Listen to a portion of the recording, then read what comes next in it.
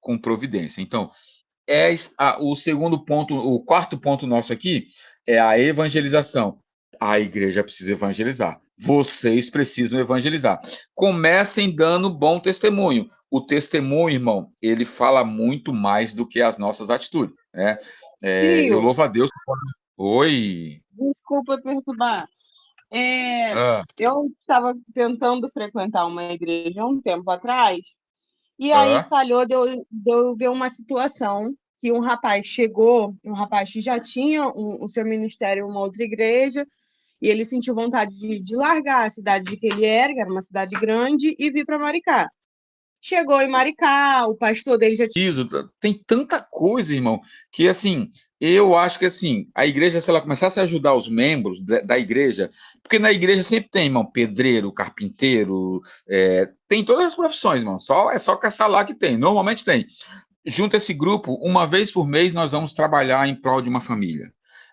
Aí, aquela família vai ficar feliz da vida, você vai ajudar aquela família, vai edificar, ali vai ter comunhão, ali vocês vão edificar uns aos outros, ali vai ter adoração, que é muito importante também, vai ter evangelismo, os vizinhos vão ver, o ímpio vai ver, poxa, olha que legal aquilo ali, a pessoa começa a se interessar em querer visitar, eu quero visitar essa igreja. Nos dias de hoje, as pessoas não querem visitar igreja nenhuma por causa desses escândalos e por causa dos membros que estão dentro das igrejas com essas picuinhas, com essas coisas, em vez de buscar conhecimento, buscar ser sarado. Eu preciso ser sarado, meu coração tem que estar sarado diante de Deus.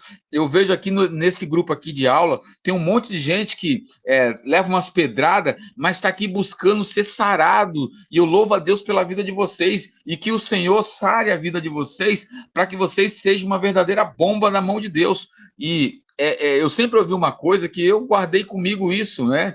É uma verdade. Uma vez me disseram, olha, a mangueira ela só vai receber pedrada quando ela tiver frutos. Então, a árvore quando tem fruto, ela vai receber pedrada, irmão, isso é normal. Só que a gente às vezes tende a querer se abalar. Não se abale, irmão. Quando eu recebo pedrada, sabe o que eu faço? Eu olho lá para o Estevão. Ô, Estevão, por que tu não devolveu só 3? Porque eu ia fazer igual tu, Estevão. Eu ia devolver 3 também, mas não pode, né? Tem que abençoar, mas tem que abençoar mesmo. Oh, meu Jesus, como é difícil, né? É a nossa carne lutando contra o espírito. Fazer a vontade de Deus, irmão, é sempre melhor, né? Aprendi o seguinte: toda vez que eu entro com as minhas armas, Jesus sai com as dele. As armas de Jesus são pesadas. Meu Deus do céu! Se você pudesse entrevistar Golias, você ia descobrir isso, que a arma de Jesus é muito pesada, meu Deus do céu. Então, o servir ao próximo, servir o irmão que está enfermo, porque a Bíblia vai nos condenar, porque nós não fomos evangelizar o enfermo. A Bíblia vai dizer, ó, tive doente, não foi me visitar. Eu tive preso, não foi me visitar.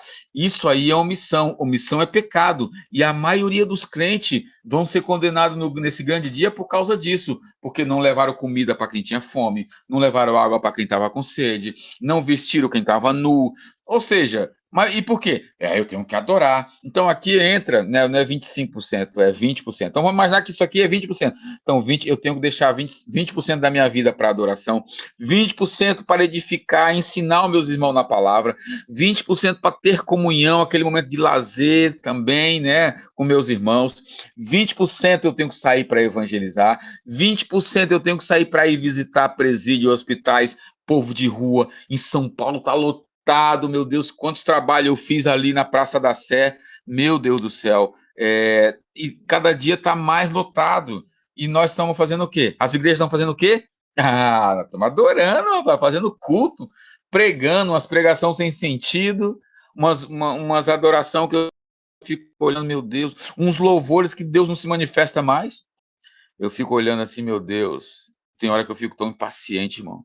Pai amado, eu tô tão vim desse costume de você louvar e o Espírito Santo ele começa a se mover, ele começa a trabalhar na igreja, fala, meu Deus, hoje eu não vejo essas coisas, eu fico tão incomodado, gente, eu não sei como é na igreja de vocês, mas eu fico tão incomodado, que eu tô para me levantar e começar a falar, de tão incomodado que eu ando, mas deixa Deus trabalhar. Tudo bem aqui entender a função da igreja aqui, o propósito da igreja, adoração, edificação, comunhão, evangelização e misericórdia. Tem que ter isso na vida do crente, irmão. Vida do crente não pode ser só culto. Culto, culto, culto, culto, culto. Culto, irmão, como se fosse 100%, parece que está na palavra lá, olha, se tu não for no culto, tu não vai para o céu. E tem crente que gosta de falar, cuidado, Jesus volta, tu não estava na casa do Senhor. Primeiro que não é a casa do Senhor, é o templo, né? Sim, se Jesus voltar e você estiver na rua evangelizando, irmão, não tem como você ficar, né? Pelo amor de Deus, está cumprindo a palavra, como é que vai ficar? Agora, ficar só fazendo o culto, você não está cumprindo a palavra, não, irmão. Me perdoe, tá bom? E é aquilo que eu falo. Se tirar a sua igreja de onde ela está, a vizinhança vai sentir falta? Não do barulho, ela vai fazer algum tipo de falta?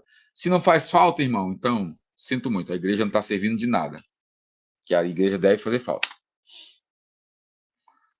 Agora vamos falar da pureza e a unidade na igreja. Então, a pureza da igreja, ela depende, irmão, do seu grau de inserção de doutrinas, ou seja, as doutrinas e a conduta da igreja são certa ou errada. A maioria das igrejas, as doutrinas, elas não têm a menor base bíblica, e as bases bíblicas que às vezes têm, não tem nada a ver a palavra com a doutrina. E o povo diz que é doutrina de Deus. Eu tinha um líder que ele falava, vai chegar um tempo que os irmãos não vão suportar a sã doutrina. Mas quando ele falava da sã doutrina, ele não estava se referindo à doutrina bíblica, ele estava se referindo às doutrinas da igreja, né? Que era aquelas doutrinas pesadas, meu Deus do céu, só Jesus. Tá? Então, esse grau de doutrinas errôneas, isso vai acabar com a pureza da igreja. Então, para ver que tem muita igreja aí que está só pela graça. É só briga, é só confusão. Cadê a unidade do Espírito? Cadê o amor ao próximo? Então, cabe àqueles que estão conhecendo falar um pouco desse amor, pregar um pouco desse amor de Jesus. Jesus pregava um amor para todos. Aí, quando os fariseus confrontavam Jesus, ele vinha e dava uma paulada, ele vinha e dava uma pancada nos fariseus. Mas até a paulada que ele dava era com amor também, para ver se eles se convertiam, mas eles estavam tão cegos na doutrina deles que eles não aceitavam. Então, e as pessoas que ficam conformadas naquela doutrina, mesmo Deus às vezes querendo despertá-la, e isso vai determinar o grau de pureza da igreja, tá? E uma igreja precisa ser pura para que haja os milagres, para que as coisas aconteçam. Então, essa frase aqui é do Arne Gruden, tá? Sobre igreja pura.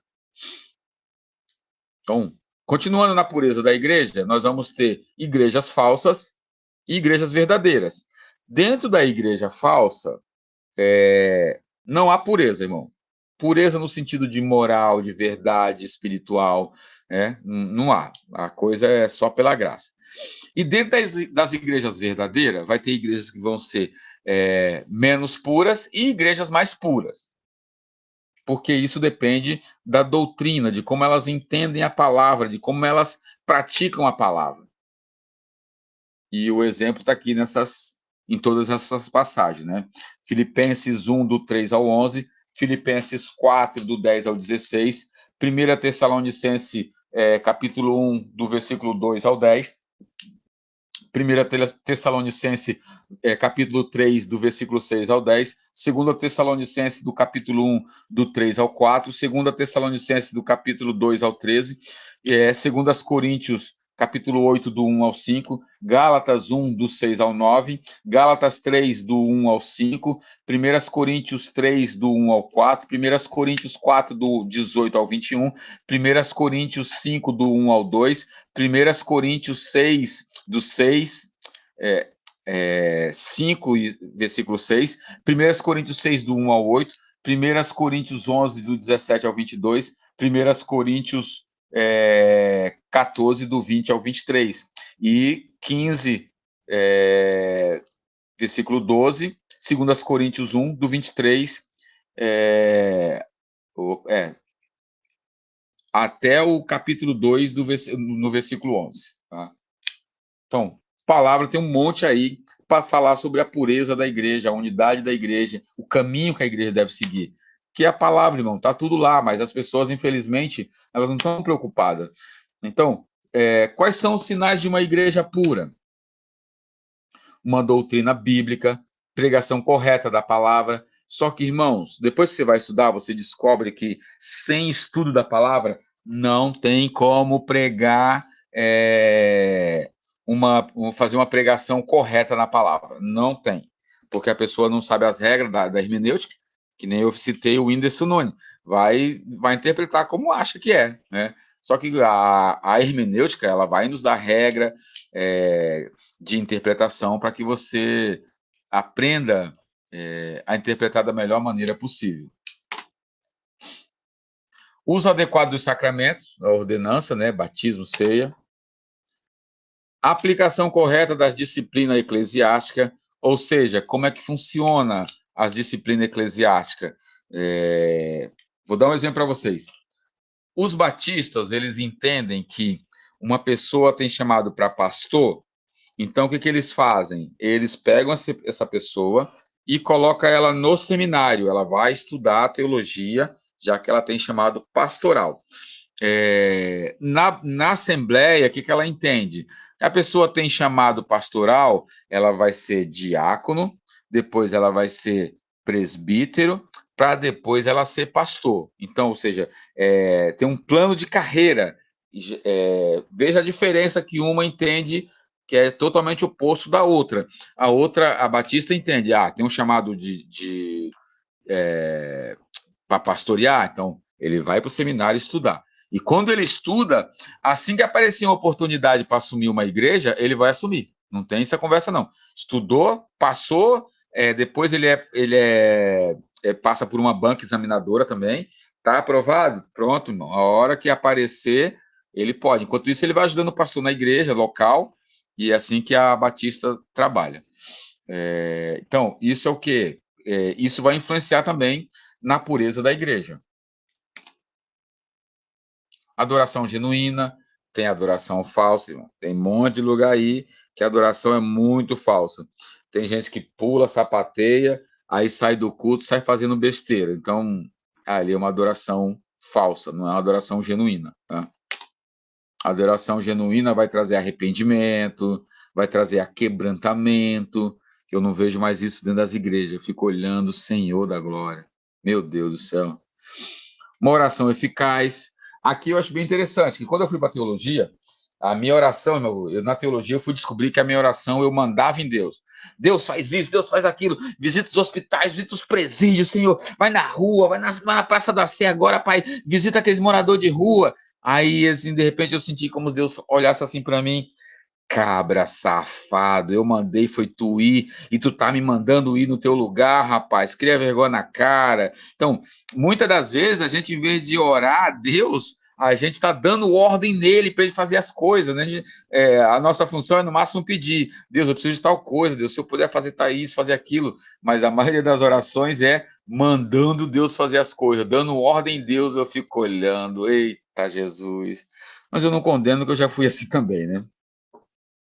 Testemunho eficaz. O testemunho eficaz, às vezes, falta na vida das pessoas, né? Isso vai depender da minha conduta. A Bíblia diz, pelos frutos vos conhecereis. Comunhão eficaz, né? Tem gente que, eu me dou com fulano. Com ciclano eu já não me dou. Irmão, crente não tem esse negócio, não. Crente tem que se dar com todo mundo, irmão. Luz e treva não se dão. Aí, veja, quem sou eu para dizer que o irmão é treva, né? Só Jesus na causa, irmão.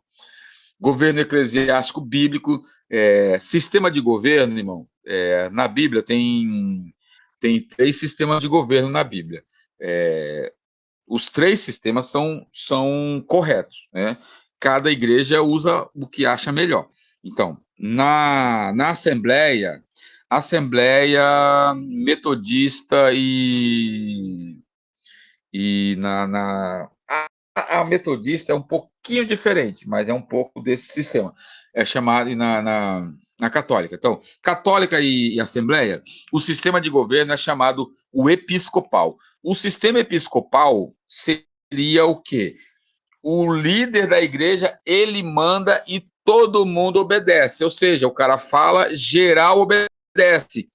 E isso é o sistema de governo episcopal. Ou seja, o Papa o que ele fala é lei, é ordem. A palavra do Papa é infalível. Nas igrejas também. O que o pastor fala, acabou, tá falado. Pastor vai lá, arranca um pastor que está dando fruto, bota outro, faz uma bagunça, porque é ele que decide, é ele que manda. É nesse sistema de governo, chamado episcopal. Na Bíblia tem esse sistema também. Um outro sistema de governo é o presbitério. Por isso que nós temos a igreja presbiteriana.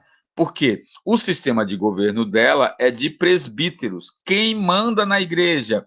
Os presbíteros. São eles que mandam, são eles que decidem, tá? Não é o líder e nem é a igreja, nem é o povo. Então, esse sistema de governo é o sistema do presbitério, onde os presbíteros que governam a igreja. Tem mais sistemas, tá? Mas os principais são esses três. O terceiro sistema é o sistema congregacional. Igreja que eu era, Igreja Batista, é esse sistema, o congregacional. Como é que funciona o sistema congregacional?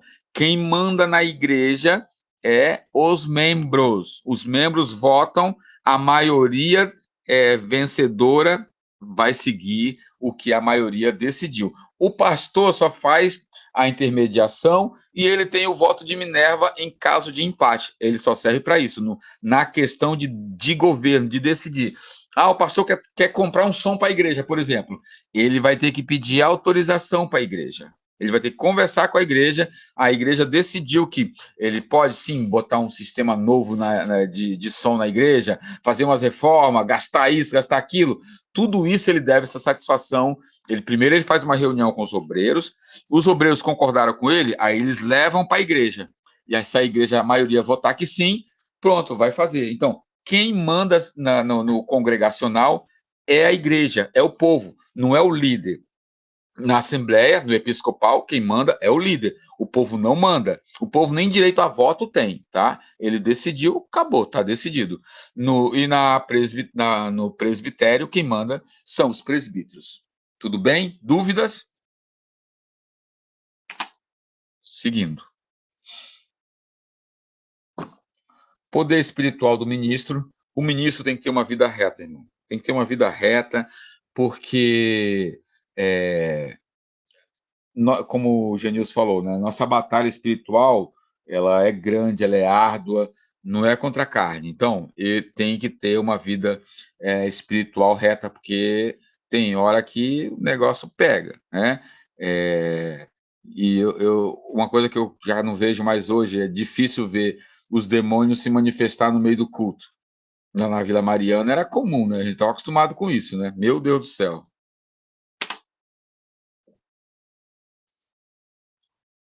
Santidade de vida entre os membros, isso é importante também, os membros procurarem se santificar. Cuidado pelos pobres, a igreja que se preocupa em cuidar do pobre. E amor por Cristo. Então, esses sinais aqui é sinal de uma igreja pura, né? Eu tenho certeza que na igreja de todo mundo tem todos esses sinais aqui, graças a Deus. Então, era isso que eu queria falar com vocês sobre igreja verdadeira e igreja falsa, para vocês terem uma noção, para vocês pensarem cada vez mais. Então, agora nós vamos para nosso quarto capítulo sobre história da igreja, tá? Que isso aqui é só um resumo do resumo do resumo, para vocês já conhecerem um pouquinho e já dar alguns caminhos para vocês também saber algumas coisas sobre a história e apresentar muitos livros para que vocês, mais para frente, querendo se aprofundar, já sabe que tem livro A, livro B, livro C. Então, hoje nós vamos falar um pouco da decadência e renovação na Igreja Ocidental, revolta da Igreja, caminho para a reforma, a expressão do cristianismo, o protestantismo americano, a migração do século XVIII, o grande avivamento, os grandes reavivamentos e o pentecostalismo no Brasil.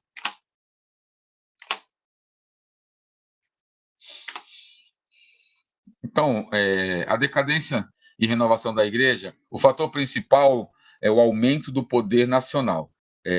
No século XIII, o papado venceu o seu grande rival, o imperador germânico do Santo Império. Então, imagina só, o cara vai cada vez mais tomando poder. Lembra que lá na outra aula eu estava falando sobre isso. É sempre ligado ao poder. Hoje nós temos pequenos papas nas nossas igrejas, tá? Só que o que acontece? A corrupção do clero era muito grande. Lembra que eu falei uma vez lá? A corrupção o clero, tá? O moral do clero estava lá embaixo, corrompeu muita gente, né? Então, queda do caráter do clero, suas causas foram tremenda autoridade do sacerdócio e a enorme riqueza a qual pertencia a igreja. Então, o camarada agora é poderoso, cheio de dinheiro, manda e desmanda, e acha que ele pode fazer o que quer, né? Só que,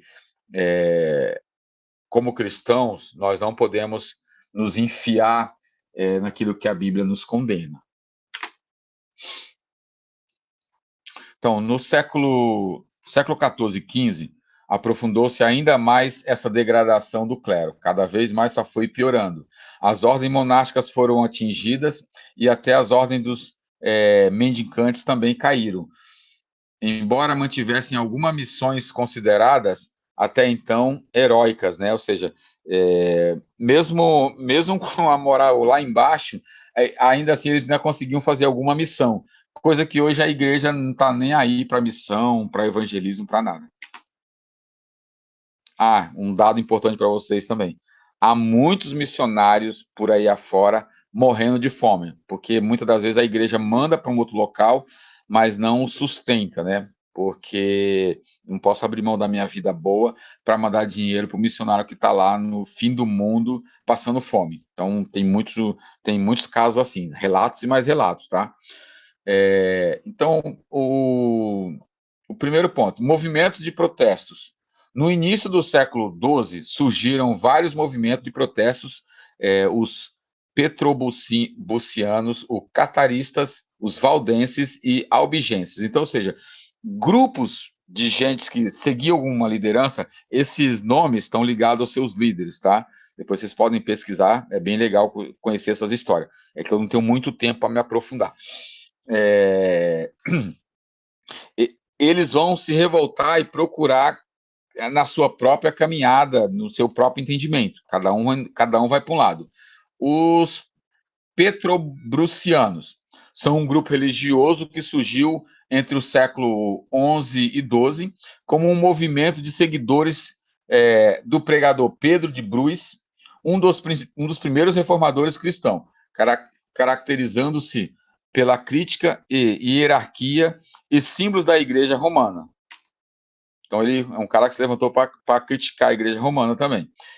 O catarismo foi um movimento religioso dualista cristão que floresceu na Europa Ocidental, principalmente no sul da França, entre os séculos XII e XIII, desafiando a autoridade da Igreja Católica.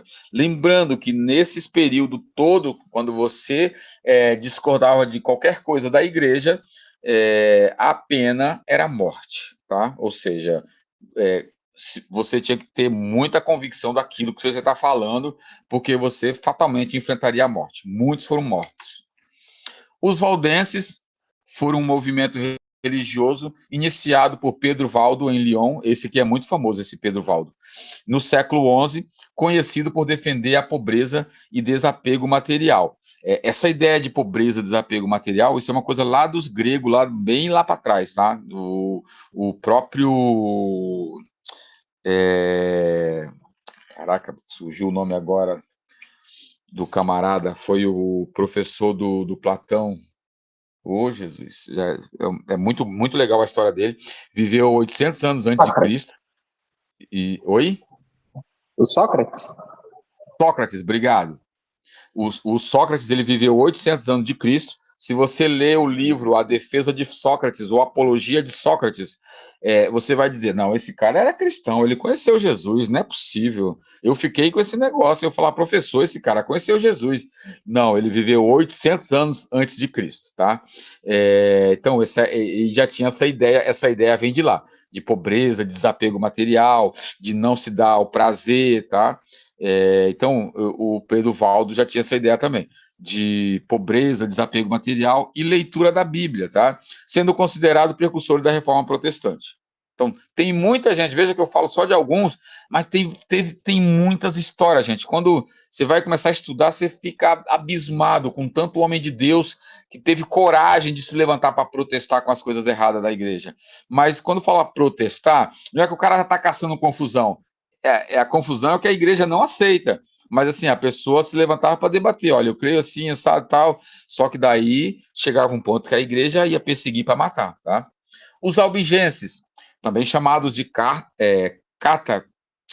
cátaros, foram outro grupo religioso medieval, originário do sul da França, que se diferenciava dos valdenses por sua crença dualista e por serem alvos de uma violenta cruzada pela Igreja Católica. Ou seja, a Igreja Católica massacrou esses camaradas aqui. Tá? Tem uma história que na França, acho que numa noite, a igreja matou não sei quantos mil protestantes. Um banho de sangue. Esse camarada aí é o Pedro Valdo. Aí a queda do papado, o Bonifácio VIII subiu ao trono em 1294, queria ser imperador e papa. Olha só como cada vez mais a ambição ela vai aumentando. O cara agora ele não quer mais ser só papa, ele quer ser o papa e o imperador, as duas coisas numa só função. Sempre foi dominação. Toda vez o homem quer dominar o seu próximo, tá? A queda do papado. O papado estava sob o poder do rei da França, e a decadência e a sua moralidade, isso colaborou muito para cair, tá? Lembra que eu falei dessa série aqui, Os Borgias? Tá dando para ler aí? É uma série onde mostra o poder da igreja, como ela mandava e desmandava, mas como os líderes, eles eram do mais baixo nível, do mais baixo calão. Pra vocês terem uma noção. E o cara tá lá. Durante o dia, tá presidindo as reuniões, dando ordem para lá e para cá, e à noite está se prostituindo com prostitutas mesmo, não é nem casando, não, é prostitutas mesmo. Isso era uma realidade da igreja, tá? A revolta dentro da igreja começa, tá? Começa o caminho da reforma agora definitivamente. Então, dentro da igreja vai surgir um padre chamado John Wycliffe, tá? Ou João Wycliffe. Tem filme no YouTube sobre o John Wycliffe. Ele começa a entrar em luta contra o papado. No filme dele é bem legal. Eu dei muita risada no filme dele, porque passa uma cena que é assim: ele está no campo, está caminhando, e ele encontra um rapaz assim, de mais ou menos 25, 26 anos. E o rapaz encontra com ele aquela tristeza do rapaz, ele vai conversar com o rapaz, e o rapaz vai, é que assim, eu saí para trabalhar, para ganhar dinheiro, né? E meu filhinho tinha acabado de nascer. E nesse período que eu estou trabalhando, eu não tive dinheiro para pagar o batismo do neném. O que aconteceu? Ele morreu. E aí o padre disse que os vagalumes que aparecem à noite é a alma das crianças que se perderam por não ter sido batizadas. Aí ele dá risada, muita risada, e fala: ô, meu irmão, eu sou um estudante da palavra e te garanto que em lugar nenhum na Bíblia tem isso, né? Aí ele falou assim: pô, então vamos lá em casa conversar com a minha esposa, porque toda vez que aparece os vagalumes, minha esposa se dando a chorar, porque seria a alma do nosso filhinho vagando pelo mundo afora perdido. Olha só o nível que era as coisas naquela época. A dominação para você ser obrigado a batizar crianças, só que tem que pagar, não é de graça. E agora, quando eu for batizar, eu vou pagar. Tá me devendo, viu, Genilson? Ó, logo o Genilson se irrita, já são 2 batismos. Eita, aí já batizava o Tiago por quebra e já dava um dinheirinho bom. Olha, esse é o endereço aí do filme do Wycliffe. É um filme bem legal, eu recomendo.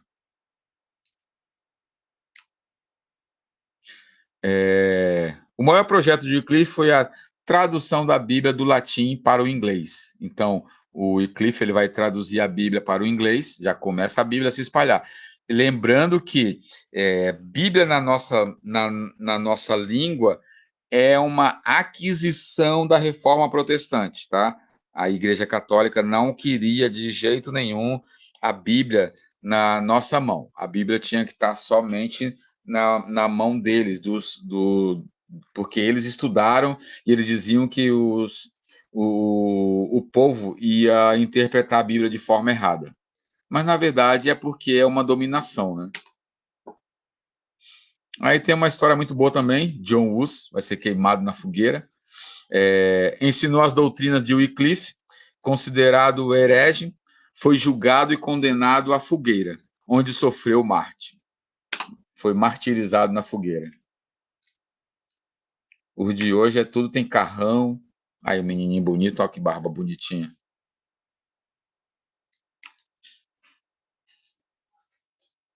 Tem um filme também sobre John Hus. A reforma. A reforma ela é considerada de 1517, eu estava achando que era 1513, 1517 a 1648, tá? Em 1519, Carlos V foi eleito imperador da Alemanha. Nesse momento, a Alemanha não está unificada, já estava dividida. Aí vai ser nesse período que Lutero vai fixar as 95 teses na porta da igreja. Isso era algo terrível, porque pela quantidade de teses que o cara está ali dizendo que a igreja está errada.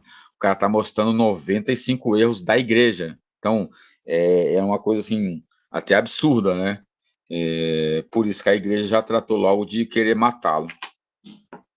E até hoje a igreja tem um movimento criou, logo depois de Lutero, a igreja criou um movimento chamado Contra-Reforma. Então, tem a Reforma Protestante, logo depois a Igreja Católica ela lançou o movimento Contra-Reforma.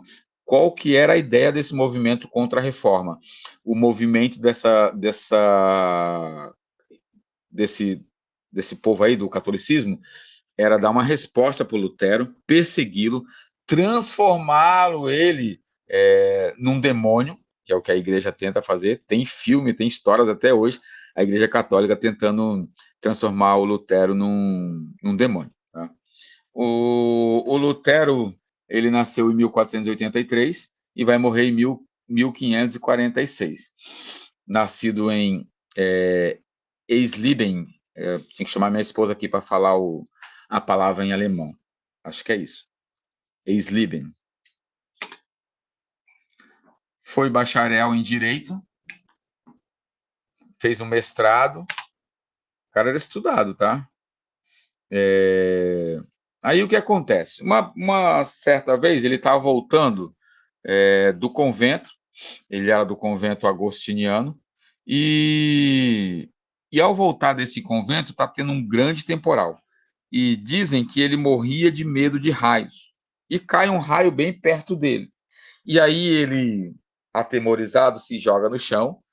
E aí ele promete para Deus que se ele não morresse ali, que ele ia servir a Deus. Aí, a partir dali, ele vai entrar para um convento, né? Vai seguir a vida de padre. Aí ele vai começar a dar aula. Ele viaja para Roma, e se eu não me engano, é em Roma que ele vai ler a passagem que a salvação é de graça, a salvação não é paga, e aí começam os problemas, né? Ele vai começar a buscar e a aprender cada vez mais a Bíblia. Ele vai ter mais um outro doutorado. Então, depois de um certo tempo, começa a se querer comemorar a Reforma Protestante. E aí ninguém sabia qual foi a data.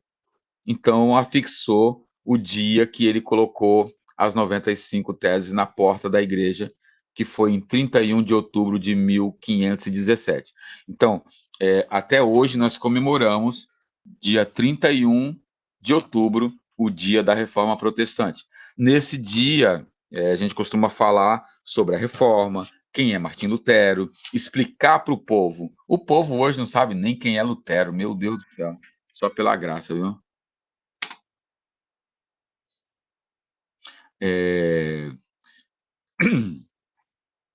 E aí ele vai começar a escrever cada vez mais e mais.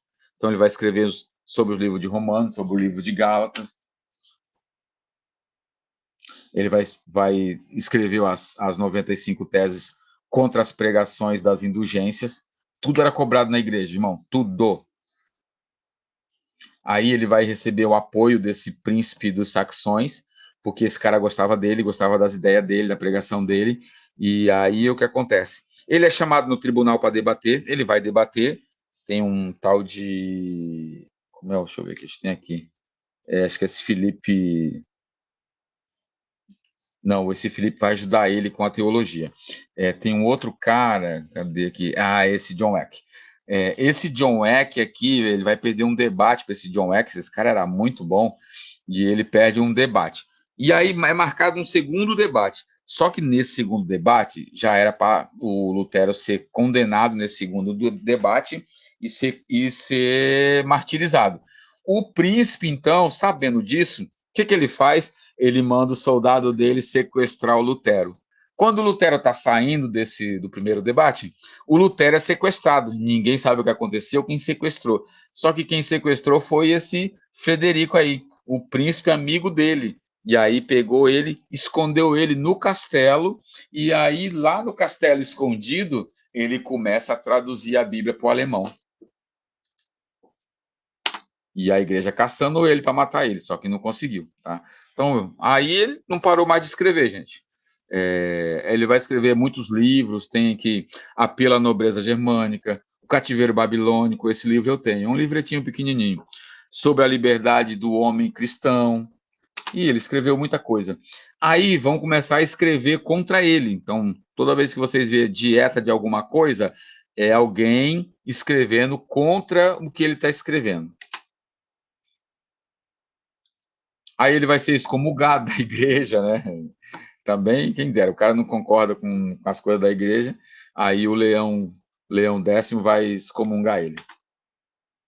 E assim, para eles, gente, excomungou, pronto, você não entra no céu nunca mais, porque eles têm a chave da igreja, né? Aí ele vai se refugiar com o príncipe, e ele vai traduzir o Novo Testamento todinho para o alemão. Os camponeses estão se revoltando cada vez mais, e aí ele vai escrever também a Admoestação à Paz, contra o bando assassino e salteador. Depois ele vai se casar com Catarina Vambora. Aí a gente até na teologia brincava, ele chegou para Catarina, vambora. Foi um péssimo marido, um péssimo pai, porque o negócio dele era a teologia, gente. Ele era casado com a teologia. Meu Deus do céu. O cara só queria saber de estudar e escrever. Estudar, escrever, estudar, escrever. Então, não deveria ter se casado, porque ele não tinha vocação para isso, não. Para ser um bom marido, um bom esposo. Aí vai ter mais uma dieta aí contra ele, tá? A religião do príncipe e a religião do povo. Aí ele vai adoecer, vai ficar depressivo, e aí na depressão ele vai escrever a música que tem por aí afora, Castelo Forte. Se eu não me engano, o Fernandinho canta essa música também. Aí vai ter um protesto a essa dieta que lançaram contra ele, né? Ou seja, um protesto contra o protesto. Vai ter mais um escrito, colóquio de Momburgo. Aí tem as Confissão de Augsburgo, aquela que eu citei para vocês. Eu citei um pedacinho, né? Publicação da Bíblia completa em alemão, já em 1534. Ó. Aí ele já lançou a Bíblia todinha em alemão. Oi, amor. Oi. O que você quer? Desculpa. Então tá. E aí ele vai morrer. Martim Lutero, então, morre em 1546. Os lemas da reforma, que são eu prefiro chamar conquista da reforma, né? A primeira conquista da reforma chama sacerdócio universal. O que é isso, sacerdócio universal? O sacerdócio universal, o Lutero entendia que todo cristão é um sacerdote de Cristo. A Igreja Católica diz, não, sacerdote é só o clero. Tem um nome também para isso, gente, é que me acabou de me fugir, meu Deus do céu. Por isso que eu voltei a dar aula, porque eu estava esquecendo muita coisa. E quanto mais você vai dando aula, fica tudo fresquinho na cabeça. Mas tem um nome também para esse tipo de sacerdócio. Não é pessoal. Quando eu lembrar, eu falo. Então, assim, nós hoje vivemos, o protestantismo vive sobre o sacerdócio universal. O que é isso? Todo crente é um sacerdote de Cristo. Aonde você chegar, você tem que entender que você é um sacerdote de Cristo, tá? Ele, então, vai lançar a tal das 5 solas. Já ouviram falar das 5 solas? Sola fide, somente a fé, tá? Por quê? Porque essas coisas, o catolicismo acreditava em outras coisas. Então, somente pela fé. Somente as escrituras, o catolicismo não. O catolicismo, o Papa, a tradição da igreja está acima da palavra, não está abaixo da palavra, não. Tudo está acima. E pro protestantismo, não tem nada acima da palavra. A palavra está acima de tudo. Tanto é que a Bíblia diz, passarão os céus e a terra, mas a minha palavra não passará. Então, só a escritura, somente a escritura. Sola Christus, somente Cristo.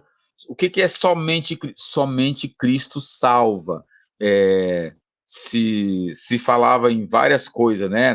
No purgatório, comprando tal coisa. Eu ouvi falar que a família Matarazzo, em São Paulo, gastou muito dinheiro com a Igreja Católica, comprando salvação até a terceira geração de quem já tinha morrido. Então, ou seja, a Igreja Católica ganhou muito dinheiro enganando os bestas, tá? Sendo que só Cristo salva e é de graça, sola gratia, somente a graça. E solo dai glória, só a Cristo, só a Deus dai glória, mais ninguém. Uma outra conquista da Reforma Protestante. No catolicismo, nasceu pobre, amigo. Tem que morrer pobre, não é vai morrer, é tem. Você tem que morrer pobre, você não tem como trabalhar e mudar de vida, você morreria pobre. O Lutero, não, peraí. Você nasceu pobre, você pode enriquecer, trabalhando, conquistando, você pode...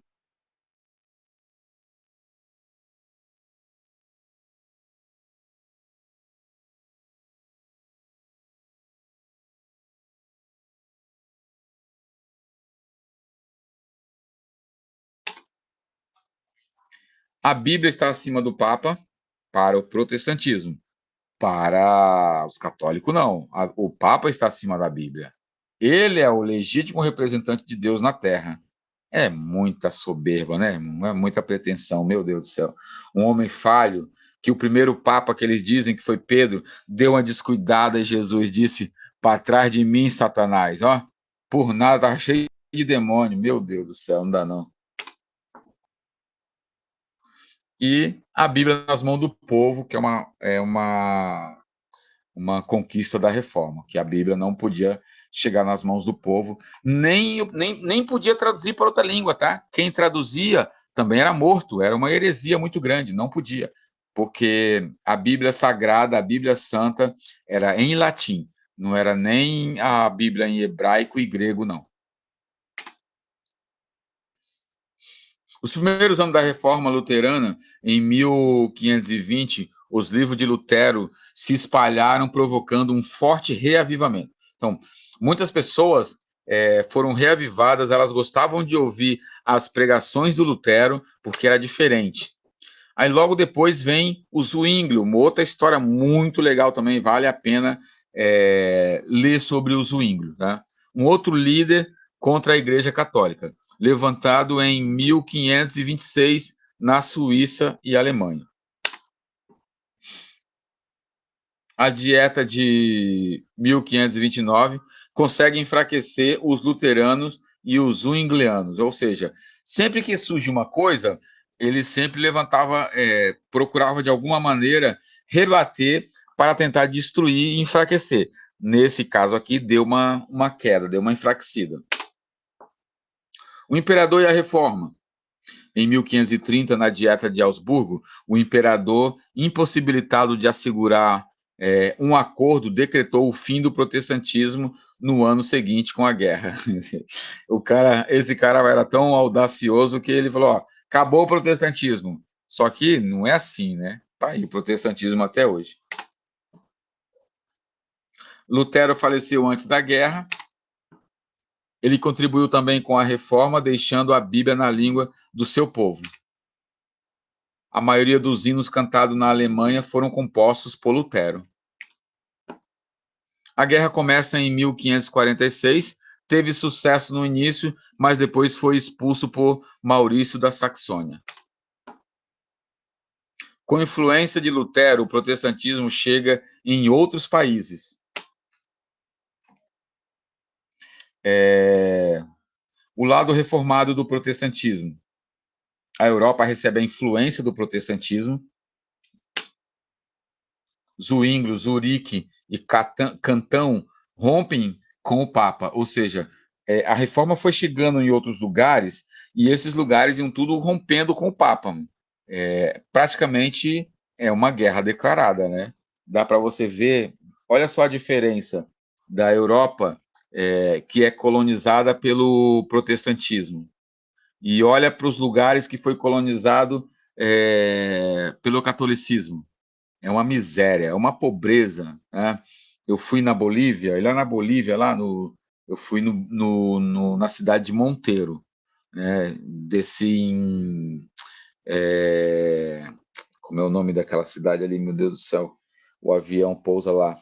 E de lá fui para Monteiro. Monteiro é assim, você vê as casas, os bairros relativamente pobres, mas no meio das casas pobres, você vê uma igreja riquíssima, imponente.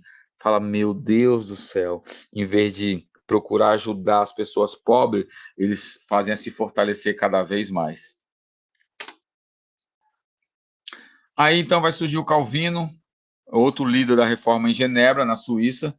João Calvino nasceu em 1509 e vai morrer em 1564. Nasceu em Noyon, na França, 26 anos depois de Lutero. Então, ele, depois de Lutero, 26 anos.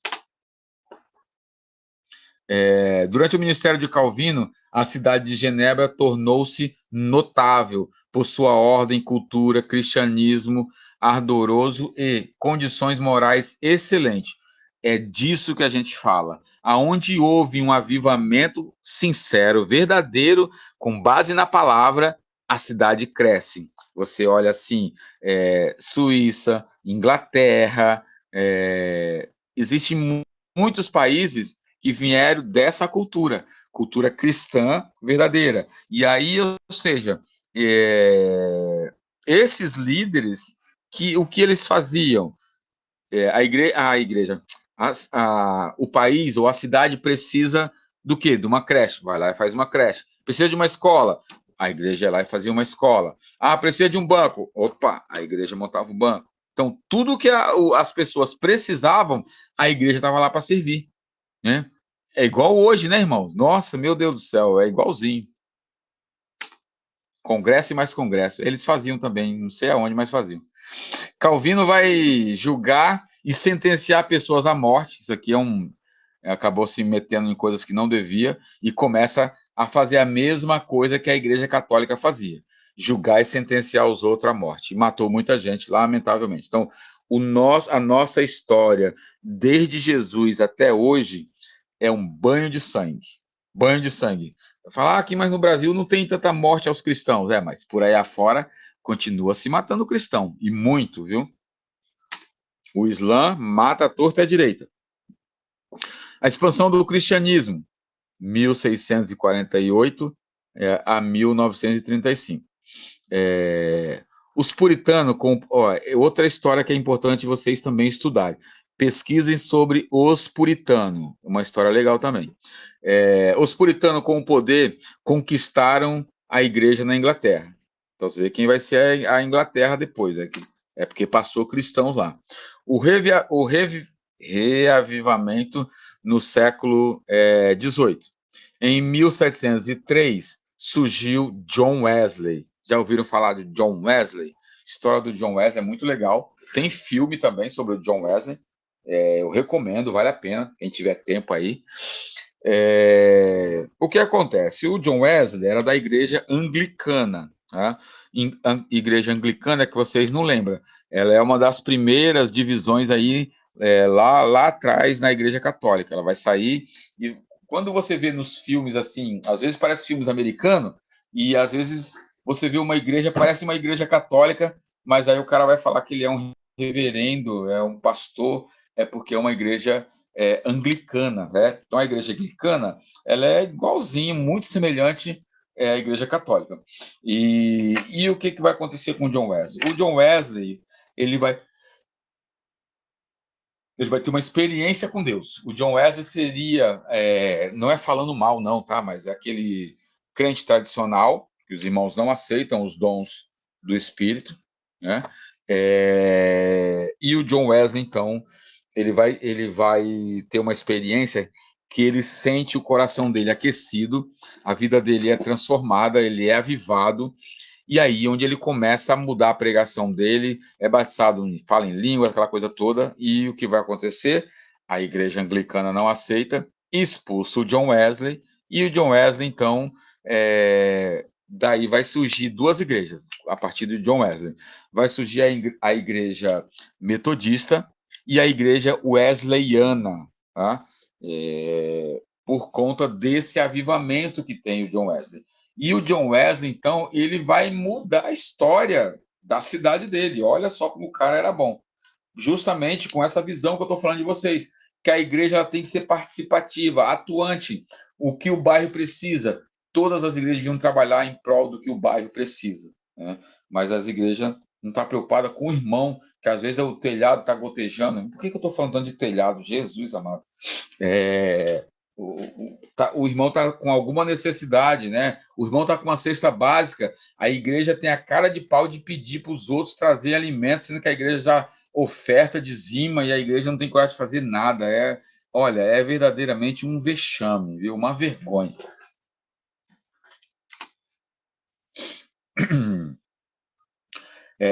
George Whitefield e João Calvino, John Wesley e Carlos Wesley, o irmão do John Wesley, foram líderes do avivamento no século XVIII. Carlos Wesley escreveu cerca de 6.000 hinos. Então, eles eram músicos, os dois, o Wesley, o irmão dele, o Lutero. Por serem proibidos de pregar na igreja, surgiu o partido dos evangélicos. Então, ou seja, eles foram expulsos da igreja.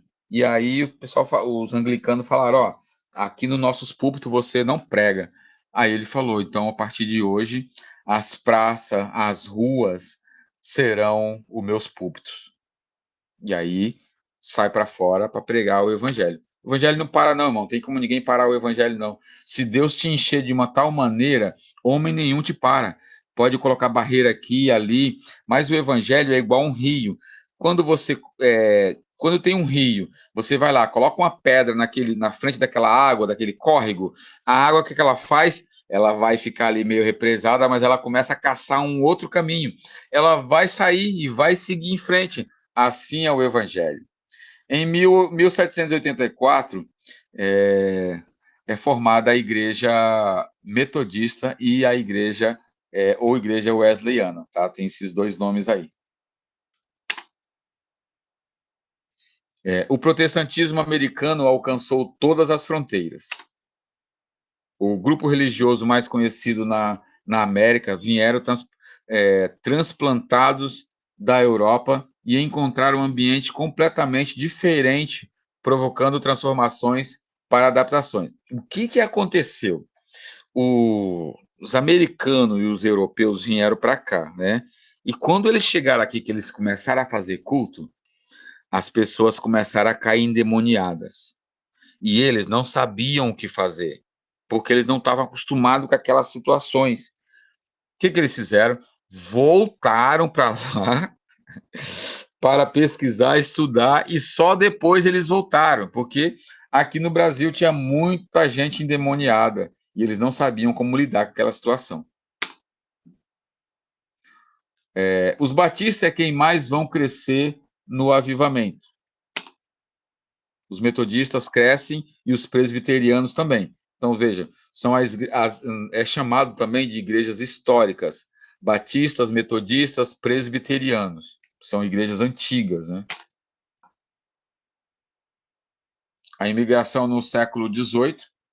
Os Estados Unidos foi fundado e organizado por imigrantes, e a maioria da Inglaterra. Então, os Estados Unidos é praticamente filho da Inglaterra. O grande avivamento. Esse avivamento teve como líderes os reformadores holandeses. Então, Holanda também era um local de avivamento. O reavivamento é o trato bondoso de Deus para com o homem, ou a história da redenção. O que acontece? Todos os grandes avivamentos da história, ele se deu a partir do momento que o povo se pôs a buscar, a estudar e a compreender a palavra. Depois disso que vieram os grandes avivamentos. Só que tem um específico, que é o da Rua Azusa. Não sei se vocês já ouviram falar do avivamento da Rua Azusa, né? Esse avivamento foi tão tremendo, tão histórico, que depois o povo prosseguiu, mas aí esse mesmo povo abandonou os estudos, que aí nós estamos aí enfiados num monte de heresia nas nossas igrejas, fazendo coisas que Cristo não fazia, fazendo coisas que a Bíblia não manda, e estamos achando que estamos servindo a Deus. Em 1734 começa o conflito por causa dos americanismo. Não, americanismo não, armenianismo. Já ouviram falar nisso? Você é armeniano ou você é calvinista? Já te fizeram essa pergunta? Aí a gente não sabe nada. Eu sou jesuísta, né? Que é uma saída. O que acontece? São duas linhas teológicas, tá? Cada uma tem seus pontos. Os principais pontos, chama livre-arbítrio, e a outra é a eleição, né? O calvinismo acredita que Jesus já escolheu quem são os seus eleitos e quem não é, ou seja, já predestinou quem vai para o céu e quem vai para o inferno. Já o armenianismo não crê assim. O armenianismo crê que Jesus vai vir até a pessoa e, chegando até ela, ela escolhe se ela quer ele ou não. É assim que se crê. Tá? O pentecostalismo no Brasil começou pelo ano de 1910, sendo até 1950. Então, os precursores aí do pentecostalismo no Brasil, Assembleia de Deus, triunfante, né? Você vê que antigamente em todo canto tinha uma Assembleia de Deus. Hoje você já quase não vê mais igrejas pentecostais.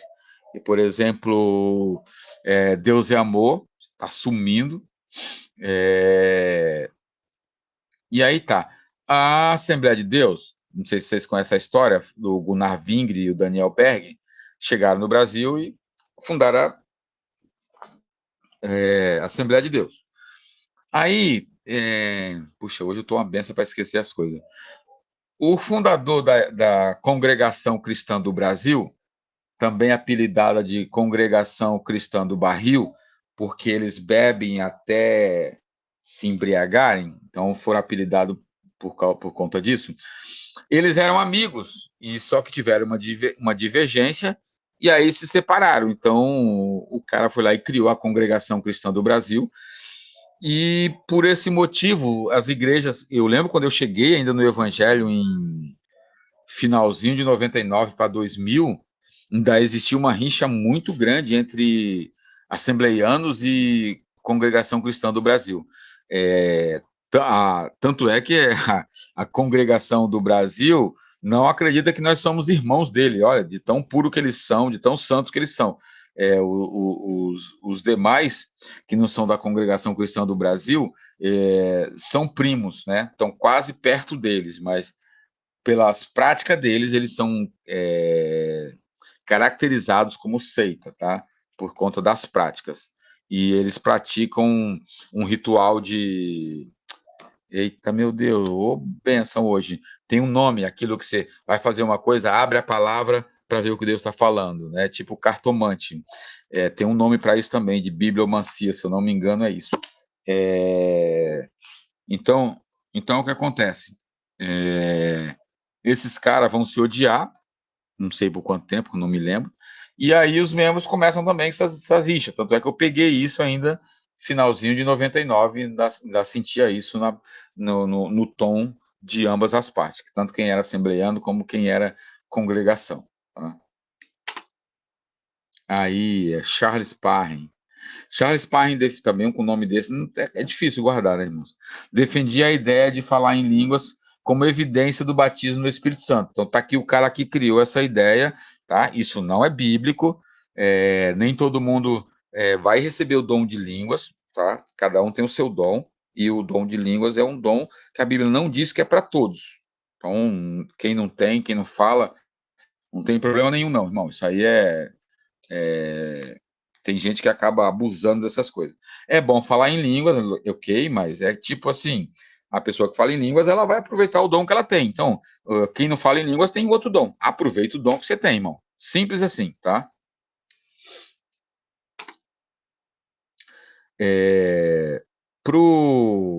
Aí vai ter uma grande briga teológica, né? Assim, na questão do batismo com o Espírito Santo. Um grupo, ele vai dizer o seguinte: quando você aceita Jesus, ali você já foi batizado com o Espírito Santo e você recebe todos os dons, que mais cedo ou mais tarde aquele dom vai se manifestar. É assim que um grupo acredita, tá? E um outro grupo vai dizer que não. Quando você aceita Jesus, você passou pela experiência da regeneração. Então, a minha linha é essa daí também, da regeneração. Você passa pela regeneração, você conheceu Jesus, você se arrependeu, você aceitou Jesus. Agora, você vai buscar um enchimento com o Espírito Santo. E aí, nesse enchimento, vai aflorar os dons. Pode ser que nesse meio venha o dom de línguas. Tá?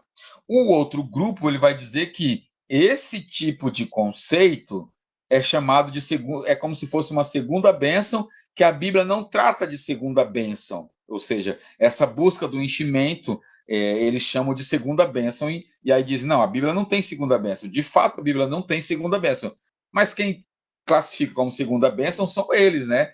A gente entende que é uma busca do enchimento. Você vai se encher e você vai receber os dons do Espírito. Para quê? Os dons que é necessário para a edificação da igreja na tua vida. Aonde Deus vai te usar, naquilo que Deus vai te usar, você vai ser cheio daquilo. Tá? Então, assim, eu falo em línguas, eu tenho variedade de línguas, mas o meu dom eu sei que é o ensino da palavra. Tá? É pregar a palavra. Eu gosto muito de pregar com acerto. E também gosto de dar aula. Então, eu sei que o meu chamado é para a palavra.